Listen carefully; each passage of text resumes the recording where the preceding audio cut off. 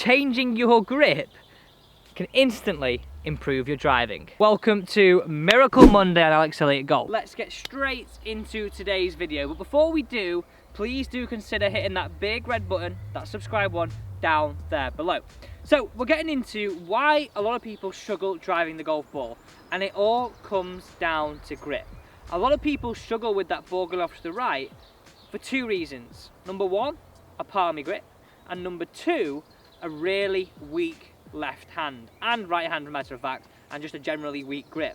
And this increases your likelihood having the club face open at impact. So how do we fix that? What we're looking for to improve your grip is having the club in your fingers and having possibly a few more knuckles showing on your left hand and correct right hand, because this is really going to give you an ability to release this golf club, get it back to square or even potentially close relative to your path, and that's going to honestly change your ball flight.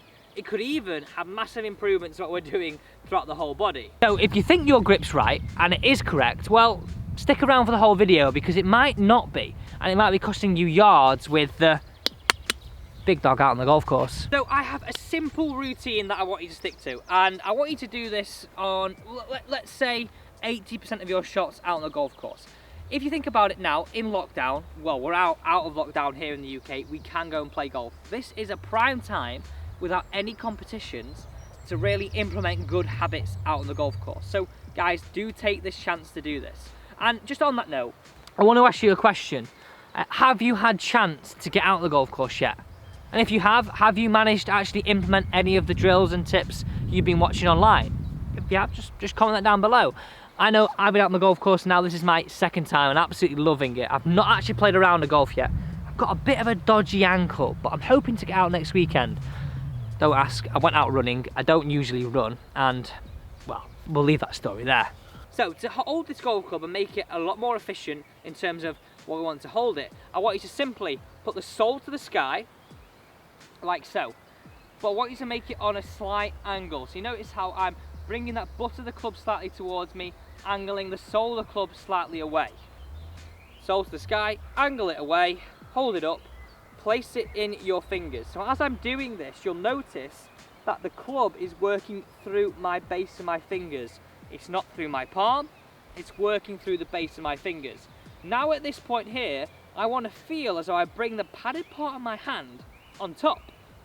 So you can see here now, I've got a real good flexibility throughout this wrist. I can make it move, I can make it release, and it feels really light. A lot of people will do this and they struggle to move that wrist purely because it's too palmy. We're looking for 2.5 knuckles on that left hand. Now I just want you to make a few swings back and through and really just get the feeling of, wow, actually that face now can turn way more to the left just purely because of how we've orientated our hands further to the right through impact. Like if I do this now, if I make it really weak, but still not in the palm, there's not much release through there. If I make it too strong, look how much I can do. So we want a halfway battle between them both. So 2.5 knuckles on the left hand. It's now time to bring the right hand onto the club. I want you to get into your setup though before you do this. So nice and athletic, ball position just inside the left heel. And I want you to feel as though you bring the right hand in, but from the side. We're not going to bring it in and over. We're going to bring it from the side and underneath. So you notice as I do this, it's coming from underneath and from the side. I'm not plonking it on top because that's going to encourage that right hand to be weak. From the side and underneath, and that crease between my thumb and my forefinger now points into my right shoulder. It's again feeling though it's along the base of my fingers, and this is really going to be a nice blend with the left and the right hand. Now before we hit a shot, just make a few swings here and actually feel how much different that club feels. And if you're watching this video and you've got some space, do it.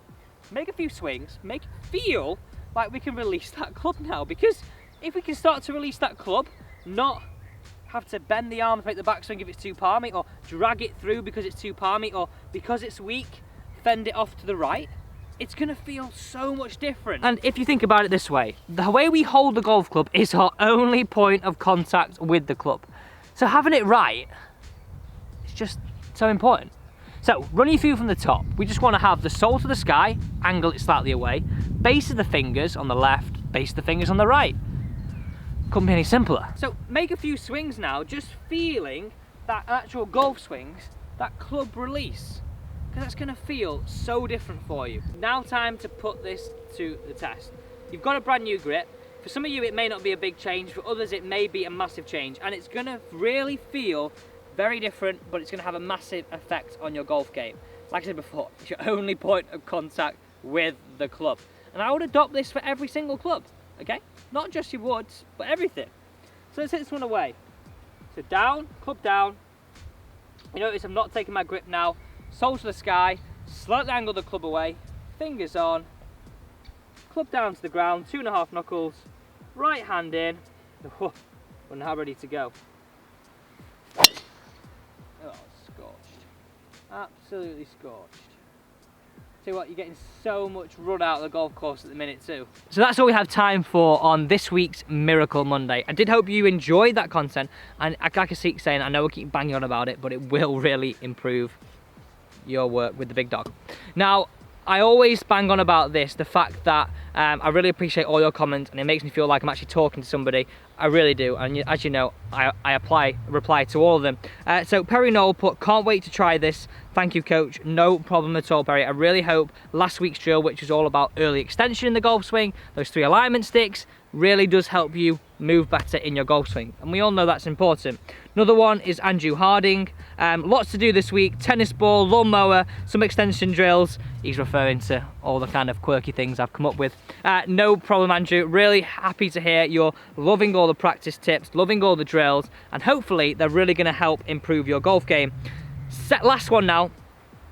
Dave Rimmer, the Monday Miracle Movement. Working on this today. All good stuff, Alex. Thank you so much, Dave. Guys, and not just only those 3, but also thank you to you for all your support and your continued comments on all the videos. Don't forget, if you haven't already, the big red thing down there, because you've now just sorted out your driving, haven't you? See you tomorrow. Wait. Before you go, tomorrow we announce the winner for this, and it is not too late to get your hands, courtesy of American Golf, with the Garmin S62 golf watch. I will leave the link at the end of the video so you can go and enter, okay? Don't miss out.